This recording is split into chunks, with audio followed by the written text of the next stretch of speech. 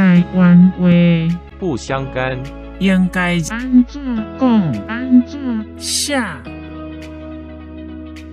无地带，内容是从教育部台湾闽南语常用词词典引用，释义不相干，用力。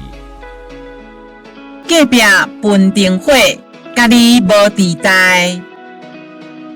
邻居吹熄灯火，跟你无关。当有人争论之时，第三者出言袒护一方，对方则用这句话叫他别管闲事，或只多管他人的家务事。请支持我，点击 subscribe， 然后再单击小铃铛，也不要忘了转发给您的朋友圈。谢谢，请点击下面观看同一系列的影片。